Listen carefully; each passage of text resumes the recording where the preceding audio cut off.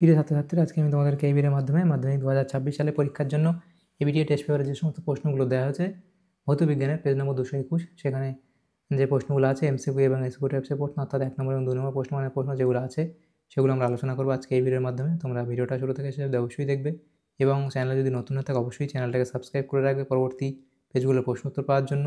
এবং এর আগের যে পেজগুলো ছিল সেগুলোর প্রশ্ন উত্তর আমরা আলোচনা করে দিয়েছি, তোমরা প্লেলিস্ট থেকে সেই প্রশ্ন উত্তরগুলো পেয়ে যাবে।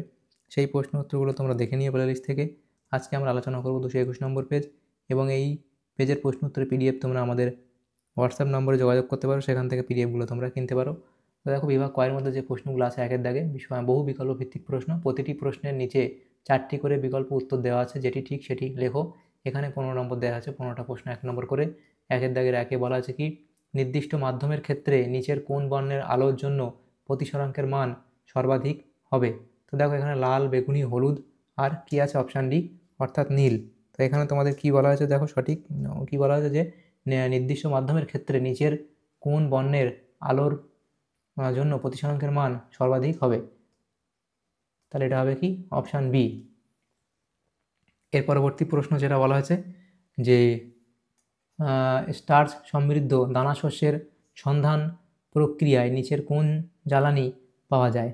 তাহলে সেটা তোমরা কি লিখবে, সেটা হচ্ছে কি ইথানল, অপশান ডি। তার পরবর্তী প্রশ্ন, একটি তেজস্ক্রিয় নিউক্লিয়াস থেকে পরপর একটি আলফা ও দুটি বিটা কণা নিঃসরণের ফলে প্রাপ্ত অপত্য নিউক্লিয়াস ও মাতৃ নিউক্লিয়াসের পারস্পরিক সম্পর্ক কি হবে। তো এখানে তোমাদের কী হবে, আইসোটোপ। তাহলে এখানে অপশান এ অর্থাৎ আইসোটোপ। এর পরবর্তী প্রশ্ন যেটা বলা হয়েছে 1.4 দাগের কোনো পরিবাহী রোধাঙ্ক কোনটির উপর নির্ভর করে। কোনো পরিবাহী রোধাঙ্ক কোনটির উপর নির্ভর করে। তাহলে দেখো, এখানে তোমাদের সঠিক উত্তর যেটা হবে সেটা হচ্ছে আমাদের উষ্ণতা উপর নির্ভর করে এবং উপাদানের উপর নির্ভর করে, অর্থাৎ আমাদের অপশান ডি হবে সঠিক উত্তর, বি ও সি উভয়ের উপর। কোনটির বিজারণ ক্ষমতা সর্বাধিক। তাহলে সর্বাধিক বিজারণ ক্ষমতা কার, সেটা হবে এখানে অপশান সি অর্থাৎ সি এ। পরবর্তী প্রশ্ন, নিচের কোনটিতে সমযোজী এবং তড়িৎযোজী উভয় প্রকার বন্ধন উপস্থিত। তাহলে সেটা কোনটা হবে, সেটা এখানে হবে কি সমযোজী এবং তড়িৎযোজী। সেটা হচ্ছে কি সমযোজী এবং তড়িৎযোজী, সেটা হচ্ছে NaCN, অপশান বি। এর পরবর্তী প্রশ্ন কি, জলীয় দ্রবণে নিচের কোনটি প্রায় সম্পূর্ণরূপে আয়নিত হয়। তাহলে সেটা হবে এখানে KCl অর্থাৎ অপশান ডি। এর পরবর্তী প্রশ্ন কি বলা হয়েছে দেখো, কোন আয়নটি অ্যামোনিয়ার জলীয় দ্রবণে বাদামি অধক্ষেপ উৎপন্ন করে। সেটা হবে অপশান এ Fe, এখানে 2^3+। পরবর্তী প্রশ্ন দেখো, নিচের যেটা বলা হয়েছে দেখো, তাহলে Fe3+ হলো এটা। তারপরে আসছে নিচের কোনটি কার্বন বিজারণ পদ্ধতিতে নিষ্কাশিত হয় না। তাহলে এটা তোমাদের হবে এখানে CA অর্থাৎ অপশান বি। তার পরবর্তী প্রশ্ন, কোনটি ব্রোমিন জলের লাল বর্ণকে বর্ণহীন করে না। তাহলে সেটা কোনটা, সেটা এখানে হবে প্রোপেন অর্থাৎ অপশান ডি। এর পরবর্তী যে প্রশ্ন 1.11 দাগের প্রশ্ন, STPতে 2.24 লিটার হাইড্রোজেনকে জলে পরিণত করার জন্য কত গ্রাম O2 এর প্রয়োজন। তো এটা দেখো কত গ্রাম প্রয়োজন। তো এখানে তোমাদের সঠিক উত্তর হবে অপশান এ অর্থাৎ দেখো এখানে 1.6 গ্রাম। এর পরবর্তী প্রশ্ন কি দেওয়া আছে দেখো, কোনো কঠিনের আয়তন এবং ক্ষেত্র প্রসারণ গুণাঙ্কের অনুপাত কত হবে। তাহলে সেটা হবে 3:2, অপশান ডি। পরবর্তী প্রশ্ন 1.13তে কী বলা হয়েছে, সেটা হলো আন্তর্জাতিক নিয়ম অনুযায়ী বৈদ্যুতিক বর্তনীতে নিউট্রাল তারের অন্তরকের বর্ণ কেমন হওয়া উচিত। তো এটা এখানে হবে কি হালকা নীল অর্থাৎ অপশান এখানে বি অর্থাৎ হালকা নীল। তার পরবর্তী প্রশ্ন কি, উত্তল লেন্স সাপেক্ষে প্রধান অক্ষের উপর বস্তুর কোন অবস্থানের জন্য প্রতিবিম্বের অর্থাৎ এম গ্রেটার দ্যান 1 হবে। তো এখানে হবে F ও 2F এর মাঝে। এর পরবর্তী প্রশ্ন, 2 মোল Pb2+ দ্রবীভূত রয়েছে এমন দ্রবণ থেকে সকল Pb2+ আয়নকে PbS হিসাবে অধক্ষিপ্ত করতে কত গ্রাম H2S প্রয়োজন। তো এখানে তোমাদের হবে যেটা 68 গ্রাম অর্থাৎ অপশান ডি। এর পরবর্তী প্রশ্ন যেটা দেওয়া আছে কি, সেটা হলো বিভাগ খ 2 দাগে নিম্নলিখিত প্রশ্নগুলি উত্তর দেওয়া বিকল্প প্রশ্নগুলি লক্ষণীয়। 21টা প্রশ্ন এখানে দেওয়া আছে 1 নম্বর করে। প্রথম প্রশ্ন কি, যেটা বলা আছে কোন আলোকীয় ঘটনার কারণে আকাশ নীল দেখায়। তাহলে আলোর বিক্ষেপণ। তাহলে এখানে লিখবে কি আলোর বিক্ষেপণ।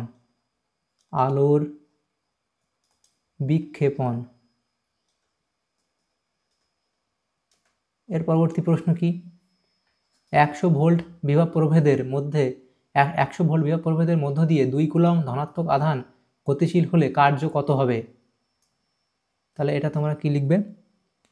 দেখো এখানে আমাদের যেটা হচ্ছে আমাদের কার্য বার করতে বলা আছে। কার্য ডব্লু সমান সমান কি, এখানে আমরা জানি বিভব প্রভেদ ইন্টু আধান, বিভব প্রভেদ ইন্টু আধান, বিভব প্রভেদ ভি ইন্টু আধান হচ্ছে কিউ। তাহলে দেখো এখানে কার্য কত, ডব্লু সমান বিভব প্রভেদ হচ্ছে আমাদের এখানে, তাহলে বিভব প্রভেদ কত সেটা এখানে আমাদের বলা আছে 100 ভোল্ট, 100 ভোল্ট ইন্টু এখানে 2 কুলম্ব আধান, তাহলে সেটা আমরা গুণ করলে আমাদের কত হবে, 100, এখানে আমাদের 200 জুল হবে। তাহলে আমাদের কত উত্তর 200 জুল। এর পরবর্তী প্রশ্ন, প্রবাহমাত্রা বনাম বিভব প্রভেদ লেখচিত্রের নতিকে কি বলা হয়? তাকে কি বলা হয়? তাকে বলা হবে পরিবাহিতা। পরিবাহিতা, পরিবাহিতা। তার পরবর্তী প্রশ্ন, কোন তেজস্ক্রিয় রশ্মির ভেদন ক্ষমতা সর্বাধিক? কোন তেজস্ক্রিয় রশ্মির ভেদন ক্ষমতা সর্বাধিক? সেটা হবে কি গামা রশ্মি। গামা রশ্মি এর ভেদন ক্ষমতা সর্বাধিক। এর পরবর্তী প্রশ্ন, অথবা দিয়ে সূর্যে কী ধরনের নিউক্লিয় বিক্রিয়া ঘটে? তাহলে নিউক্লিয় সংযোজন, নিউক্লিয় সংযোজন। তার পরবর্তী প্রশ্ন দেখো, বাম স্তম্ভ এবং ডান স্তম্ভ মেলাতে বলা হয়েছে। অ্যামালগামে উপস্থিত আবশ্যিক উপাদান, তাহলে সেটা হবে কি Hg। তার পরবর্তী প্রশ্ন, সর্বোচ্চ আয়নী ভবন, এখানে আছে কি সর্বোচ্চ আয়নী ভবন শক্তিযুক্ত মৌল, সেটা হবে He। সবচেয়ে হালকা সন্ধিগত মৌল, আচ্ছা এখানে সবচেয়ে হালকা সন্ধিগত মৌল, আচ্ছা সন্ধিগত মৌল এখানে তাহলে হবে Sc, এবং থার্মিক পদ্ধতিতে ব্যবহৃত বিজারক সেটা হবে B অর্থাৎ Al। এর পরবর্তী প্রশ্ন আছে দেখো, সত্য মিথ্যা নির্বাচন করো। তাহলে প্রথমটা কি, নিচের বিবৃতিটি সত্য বা মিথ্যা কিনা তা লেখো। যে বস্তুটির উপর তড়িৎ লেপন করতে হবে তাকে অ্যানোড হিসাবে ব্যবহার করা হয়। এটা এখানে ঠিক না ভুল বলা হয়েছে? এটা এখানে ভুল বলা হয়েছে। অ্যানোড মাড কি? তাহলে অ্যানোড মাড কি, তাহলে কি লিখবে? এখানে তো আমাদের লিখে দিই 2.77 একটা অ্যানোড মাড কি, তাহলে লিখবে তোমরা যে তামা বা অন্যান্য ধাতু তড়িৎ পরিশোধনে, তামা বা অন্যান্য ধাতুর তড়িৎ পরিশোধনে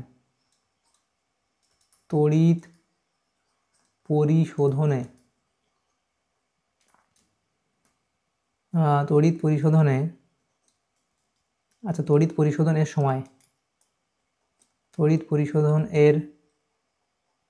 সময় অ্যানোডের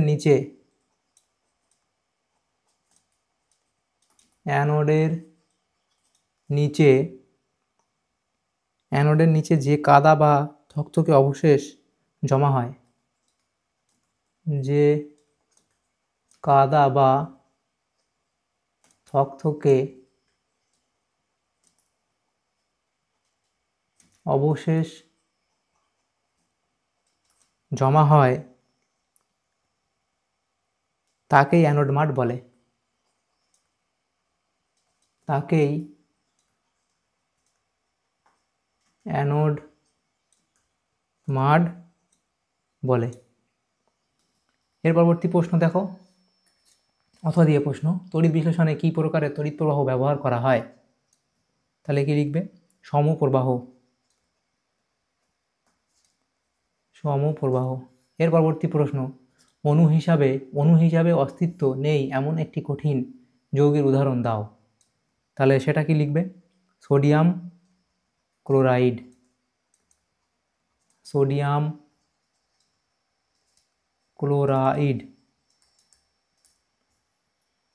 এর পরবর্তী প্রশ্ন, লাইকার অ্যামোনিয়া কি? তাহলে কি লিখবে? 2.9-এরটা লাইকার অ্যামোনিয়া সেটা হলো যে গাঢ় অ্যামোনিয়ার জলীয় দ্রবণকে গাঢ় অ্যামোনিয়ার জলীয় দ্রবণকে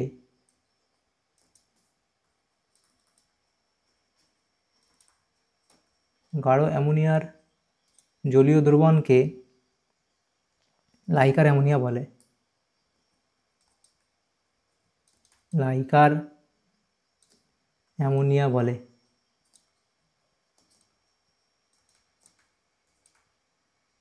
পরবর্তী প্রশ্ন কি অথবা দিয়ে, পরীক্ষাগারে কোন যন্ত্রে H2S গ্যাস প্রস্তুত করা হয়? কিপ যন্ত্রে। কিপ যন্ত্রে। জলে কোন আয়নের উপস্থিতিতে লোহায় দ্রুত মরচে পড়ে? তাহলে কি লিখবে? Chloride ion. Chloride ion. বায়ুমণ্ডলের কোন স্তরে মেরুজ্যোতি দেখা যায়? আয়নোস্ফিয়ার। আয়নোস্ফিয়ার স্তরে। অথবা দিয়ে প্রশ্ন ছিল কি, সিএফসি দ্বারা ওজোন স্তর বিঘটনে সক্রিয় উপাদান কোনটি? তাহলে লিখবে ক্লোরিন পরমাণু। ক্লোরিন পরমাণু। তাপন মূল্যের এসআই একক লেখো। লিখবে জুল পার কেজি। সত্য বা মিথ্যা লেখো। সত্য বা মিথ্যা কিনা তা লেখো। একই শর্তে আদর্শ গ্যাসের তুলনায় বাস্তব গ্যাস পাত্রের দেওয়ালে বেশি চাপ প্রয়োগ করে। তাহলে এটা এখানে ঠিক না ভুল বলা হয়েছে? এটা এখানে মিথ্যা বলা হয়েছে। তার পরবর্তী প্রশ্ন, আইইউপিএসি নাম লেখো। আইইউপিএসি নাম তোমরা কি লিখবে? দেখো এখানে আছে HOCH2CH2 এর আইইউপিএসি নাম হবে 2-মিথাইল প্রোপান 1 অল। 2-মিথাইল প্রোপান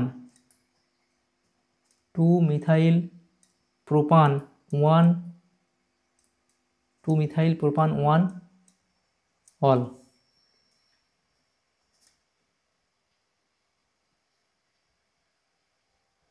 পরবর্তী প্রশ্ন, এই CH3CH2CHO এবং CH3COCH3 পরস্পর কি প্রকৃতির সমবয়ব?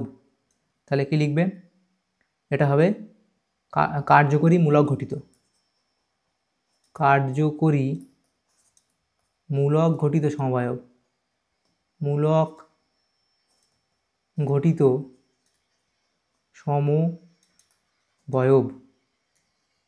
পরবর্তী প্রশ্ন, পিভিসি এর মনোমারের নাম লেখো। পিভিসি এর মনোমারের নাম লিখবে, সেটা হলো ভিনাইল ক্লোরাইড। Vinyl chloride. এর পরবর্তী প্রশ্ন, লোহার হেবার পদ্ধতিতে 8.5 গ্রাম অ্যামোনিয়া উৎপাদনের জন্য কি পরিমাণ H2 প্রয়োজন? তাহলে এটা হচ্ছে, দেখো আমাদের এখানে উত্তর হবে 1.5 গ্রাম। তার পরবর্তী প্রশ্ন কি বলা হয়েছে? দেখো মায়োপিয়ার চিকিৎসায় কোন ধরনের লেন্স ব্যবহার করা প্রয়োজন? অবতল লেন্স। অবতল লেন্স। পরবর্তী প্রশ্ন কি বিভাগ গ, সেখানে যে প্রশ্নগুলো আছে 3-এর দাগের 2 নম্বর করে 9টা প্রশ্ন 18 নম্বর দেওয়া হয়েছে। তো এই প্রশ্নোত্তর পিডিএফ তোমরা নিতে চাইলে আমাদের হোয়াটসঅ্যাপ নম্বর যোগাযোগ করতে পারো, সেখান থেকে তোমরা পিডিএফগুলো কিনতে পারবে। প্রথম প্রশ্ন কি মিথেন হাইড্রেট কি? এটা লিখবে। অথবা দিয়ে প্রশ্ন ছিল ওজোন স্তর বিভাজনে NO এবং NO2 এর ভূমিকা লেখো। তার পরবর্তী 3.2 লুইস বিন্দু গঠন আঁকো। তার পরবর্তী কার্বন বিজারণ পদ্ধতিতে ধাতু নিষ্কাশনে দুটি বিক্রিয়া উল্লেখ করো। তার পরবর্তী প্রশ্ন অথবা দিয়ে একটি কার্বনেট এবং একটি সালফাইড প্রকৃতির একটি করে আকরিকের নাম ও সংকেত লেখো। এর পরবর্তী প্রশ্ন হচ্ছে দেখো, সেটা হলো বিকৃত অ্যালকোহল কি, এর ব্যবহার লেখো। বিকৃত অ্যালকোহল কি এবং ব্যবহার লিখবে, অথবা দিয়ে প্রশ্ন রূপান্তরিত করো। এর পরবর্তী প্রশ্ন দেওয়া হচ্ছে দেখো, উত্তপ্ত কিউপ্রিক অক্সাইডের উপর দিয়ে অ্যামোনিয়া গ্যাস চালনা করলে কি ঘটবে তা সমিত সমীকরণ সহ লেখো। 3.4 দেখো অঙ্কটা এখানে করে দেওয়া হয়েছে। পরবর্তী প্রশ্ন অথবা দিয়ে প্রশ্ন সেই অঙ্কটা এখানে করে দেওয়া হয়েছে। দেখো 227 ডিগ্রি সেন্টিগ্রেড উষ্ণতায় এবং 1520 mm চাপে একটি আবদ্ধ পাত্রে রাখা গ্যাসকে কত উষ্ণতায় উত্তপ্ত করলে গ্যাসটির চাপ ও আয়তন পূর্বেকার দ্বিগুণ হবে, তো সেটা এখানে করে দেওয়া হয়েছে। পরবর্তী প্রশ্ন দেখো, প্রিজমের মধ্য দিয়ে যাওয়ার সময় সাদা আলোর বিচ্ছুরণ ঘটে কেন? তার পরবর্তী প্রশ্ন, একটি কাঁচের তৈরি অবতল লেন্সকে বায়ু মাধ্যমে রাখলে অপসারী প্রকৃতির হয় কেন?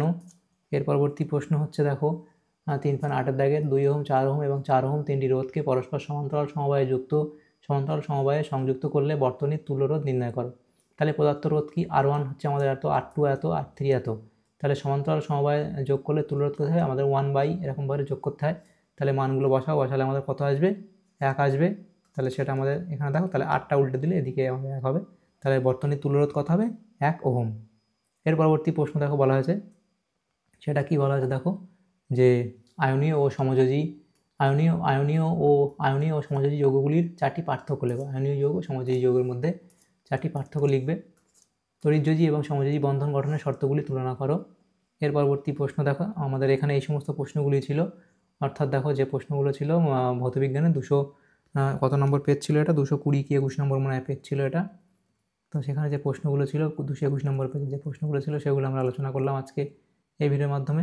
তোমাদের যদি সামান্যতম উপকার এসে থাকে ভিডিওটা অবশ্যই লাইক করবে এবং বেশি বেশি করে বন্ধুদের সাথে শেয়ার করবে। আর পরবর্তী পেজগুলোর প্রশ্ন উত্তর পাওয়ার জন্য অবশ্যই তোমরা আমাদের চ্যানেলটাকে সাবস্ক্রাইব করে রাখবে। Thank you, thanks for watching.